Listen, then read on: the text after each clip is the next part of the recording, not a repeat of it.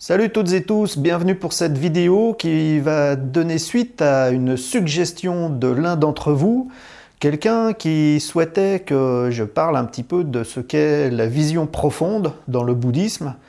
Alors je suppose qu'il entend par là de parler de ce qu'on appelle la vision juste dans le bouddhisme, notamment dans le bouddhisme zen. C'est parti!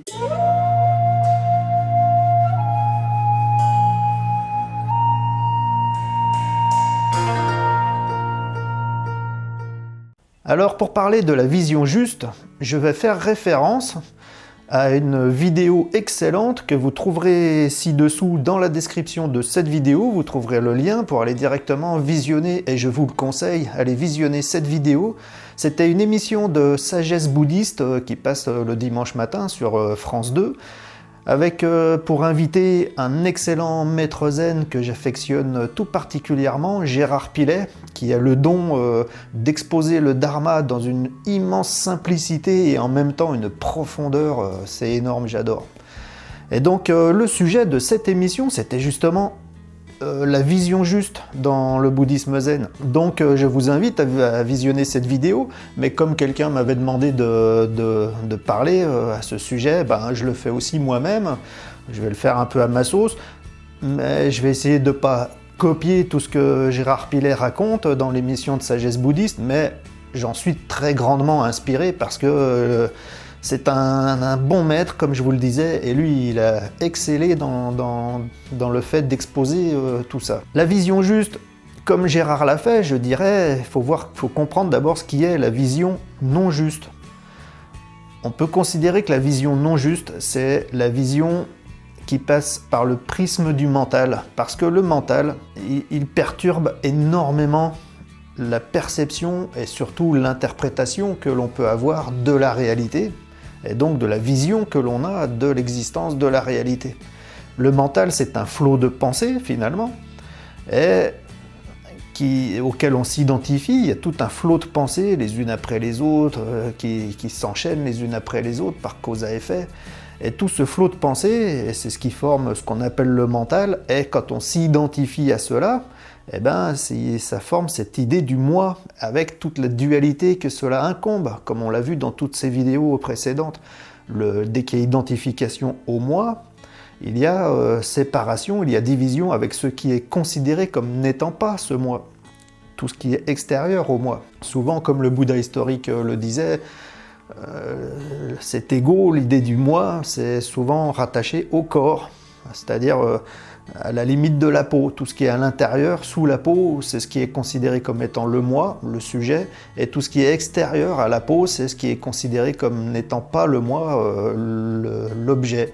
Et donc il y a cette dualité sujet-objet. Et ça donne une vision déjà extrêmement erronée, une vision non juste de la réalité, puisque les grands fondamentaux du bouddhisme zen, c'est l'interdépendance des phénomènes. Quand on comprend profondément ce qu'est l'interdépendance des phénomènes, on peut se rendre compte à quel point cette vision dualiste est erronée. Parce que si on considère bien dans le détail que tout dans l'univers est totalement interdépendant, c'est-à-dire que chaque objet de l'univers, chaque phénomène de l'univers n'existe que de façon conditionnée par tout ce qui l'entoure, tout son environnement, qui par une multitude de causes à effet interliées les unes avec les autres, conditionne son état actuel, ce qu'il est actuellement. Une étoile, elle est une étoile pour tout un tas de conditions tout autour d'elle qui ont créé ce phénomène tel quel ici et maintenant, par une multitude de causes à effet. Une planète, c'est la même chose, un trou noir, c'est la même chose, mais en fait tous les phénomènes de l'existence, y compris nous-mêmes, c'est pareil. Notre existence, elle est manifestée par tout l'environnement qui la conditionne dans cet état actuel. Quand on comprend l'interdépendance des phénomènes, qui est en toute chose, qui est partout, que rien n'est totalement dépendant par lui-même, de façon totalement autonome. Tout n'existe que par conditionnement, par cause à effet, et donc tout est interdépendant à son environnement. Quand on se rend compte de ça en profondeur, on peut avoir cette vision juste de l'unité des choses, au-delà de l'identification au moi. Avec ça vient l'impermanence des phénomènes, qui est très rattaché à l'interdépendance des phénomènes, l'impermanence, c'est ce qui sous-entend que aucun phénomène, aucun objet n'est éternel de façon autonome, puisque il est totalement conditionné. Chaque phénomène dans l'univers est conditionné par une suite de causes à effet qui l'ont manifesté tel qu'il est maintenant. Mais ces causes et effets, elles changent tout le temps, les conditions changent tout le temps, et donc les formes changent tout le temps. Et c'est pour ça qu'on peut concevoir que dans l'univers, rien ne se crée, rien ne meurt, mais que tout se transforme perpétuellement. Tout est en totale transformation continuelle. Les étoiles, elles naissent par une multitude de causes à effet, elles s'effondrent et elles meurent par d'autres causes à effet, et ainsi de suite. Et ceci, ça crée encore des causes à effet, ça crée des planètes, et ainsi de suite.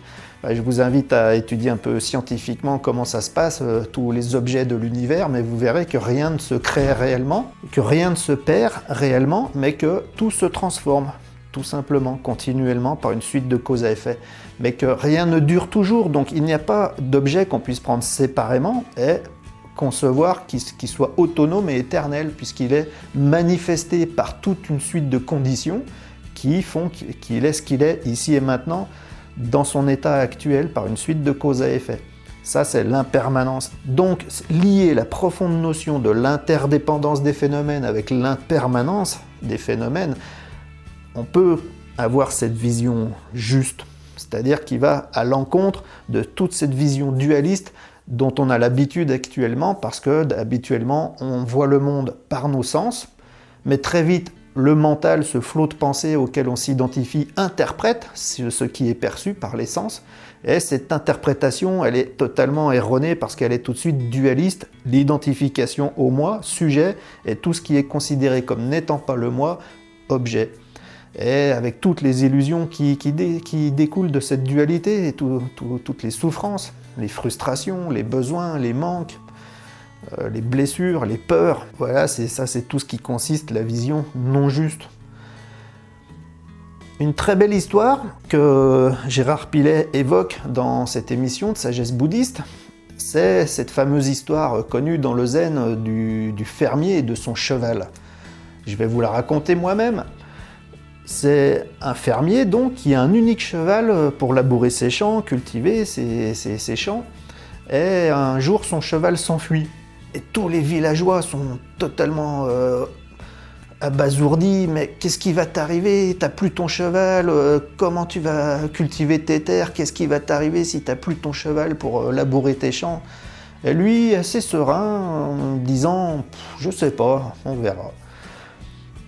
Puis finalement, le lendemain, son cheval revient, accompagné d'un autre cheval dont il s'est fait amitié, et tous les villageois très en joie à lui dire « Waouh, maintenant tu as 2 chevaux, mais c'est génial, tu vas pouvoir travailler beaucoup plus de rendement, plus de productivité avec 2 chevaux, tu vas pouvoir doubler ta productivité. » Et lui dire « Bah, je sais pas, on verra. » Toujours avec cette même équanimité, finalement. Puis finalement, ce nouveau cheval, il essaye de le dresser, justement, pour pouvoir l'utiliser à ses champs, avec celui qu'il avait déjà.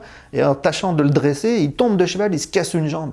Et tous les villageois, oh, mais qu'est-ce qui va t'arriver maintenant que tu as une jambe cassée? Comment tu vas labourer tes champs? Comment tu vas t'en sortir? Et lui, toujours serein, bah, je sais pas, on verra. Et puis finalement, quelques jours après, la guerre se déclare dans le pays, et tous les hommes valides sont appelés au front. Et lui, comme il a la jambe cassée, ben finalement, il ne peut pas partir au front. Et voilà, en fait, toute cette histoire nous raconte comment, quand on a une vision non juste, dualiste des phénomènes, on leur donne tout de suite des jugements, des valeurs, des couleurs, et on va tout de suite avoir une action erronée parce que on va partir sur ces valeurs, mais qui sont totalement subjectives, ce sont nos valeurs. On définit, tiens, ça c'est bien pour moi, ça c'est super pour moi, ou alors on va dire, ouais, mais ça non, ça c'est mauvais pour moi, ça j'en veux pas. Alors qu'en fait, avec cette histoire du fermier de son cheval, on peut très vite comprendre que un phénomène qui semblait mauvais d'un premier abord peut finalement, par des causes et effets qu'on ne connaissait pas, s'avérer pas si mauvais que ça, au contraire. Et des phénomènes qui semblaient très opportun pour nous, de très bonne facture pour nous, on va se rendre compte finalement par la suite que c'était pas si bon que ça en avait l'air, ça a causé des désagréments parce qu'on ne connaît pas tous les facteurs, toutes les conditions, toutes les circonstances dans leur ensemble.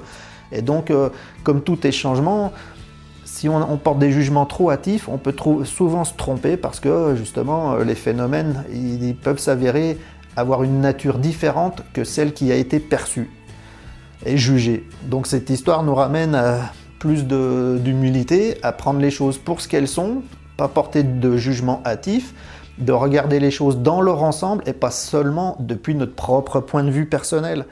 Parce que dès qu'il y a cette identification au moi, cette division, tout est subjectif puisque tout est interprété par le prisme de notre propre vécu, de notre propre connaissance du monde. Parce qu'en fait, c'est ça, quand les sens perçoivent le monde, et que ces perceptions sont interprétées immédiatement par le mental. Pour ce faire, le mental, il fait référence qu'à ce qu'il connaît. Pour comprendre le monde, il le compare à ce qu'il connaît. Et ce qu'il connaît, c'est l'expérience, et l'expérience, c'est le passé. Et en fait, quand on laisse interpréter le monde par le mental, en fait, on voit le monde par le prisme du passé, du vécu, de l'expérience, parce que le mental, il n'y a que ça qu'il connaisse pour le moment, il connaît que ce qu'il a connu. Et donc, il reflète sur la réalité ses propres projections, avec ses propres frustrations, ses propres peurs, ses propres blessures, ses propres manques. Et en fait, il voit le monde seulement à travers son propre vécu et ses propres lacunes, ses propres faiblesses, ses propres frustrations. Ça, c'est la vision non juste. Donc voilà, tout ça pour dire que la vision juste, c'est lâcher un peu l'identification au moi, et c'est ce qui se passe pendant qu'on fait le zazen, la méditation assise, puisque pendant le zazen, on ne saisit rien, on ne rejette rien, on laisse les choses être ce qu'elles sont pour ce qu'elles sont, quand elles sont, sans s'en occuper précisément. C'est-à-dire on va pas saisir des pensées, des sensations, des émotions. On ne va pas non plus rejeter les pensées, les sensations, les émotions. On va simplement les laisser être. On est présent, on est totalement ici et maintenant, présent, concentré dans l'instant. Donc on a une très bonne vision de tout ce qui est, de tout ce qui se passe, mais on ne saisit rien, on ne rejette rien, on ne juge rien, on laisse les choses être ce qu'elles sont sans s'identifier. Et donc s'il n'y a plus d'identification, il n'y a plus de dualité et on se rend compte que tout est en unité. Et ça, c'est la vision juste, et c'est ce qu'il faut arriver à remettre dans sa vie de tous les jours, à chaque instant, au quotidien. C'est pour ça que la pratique, c'est une vigilance de tous les instants, et que l'éveil, c'est jamais acquis. C'est une pratique, ce n'est pas un état, c'est une tendance, une action, l'octuple sentier, c'est-à-dire une action juste dans toutes ses dimensions. Voilà, j'espère avoir fait un petit peu le tour de ce qu'est la vision juste pour la personne qui demandait un peu plus d'infos à ce sujet. Je vous invite à visionner la vidéo avec Gérard Pilet, dont le lien est donc dans la description ci-dessous. Pendant qu'on y est, en dessous de la vidéo, vous pouvez aussi laisser vos commentaires, c'est-à-dire faire vos suggestions si vous en avez, poser des questions si vous en avez, laisser des commentaires. Vous pouvez, si vous trouvez que la vidéo est intéressante, qu'elle peut servir à quelqu'un, la partager sans compter partout dans votre entourage, dans les réseaux sociaux. Mettre un petit clic sur le pouce vers le haut parce que ça booste la visibilité de la vidéo, de la chaîne, et donc ça aide plus de gens à trouver ce contenu. Et vous abonner à la chaîne si vous la découvrez par cette vidéo et que vous souhaitez être notifié des prochaines publications. Sur ce, je vous remercie beaucoup. Et je vous dis à la prochaine pour un autre thème. Bye!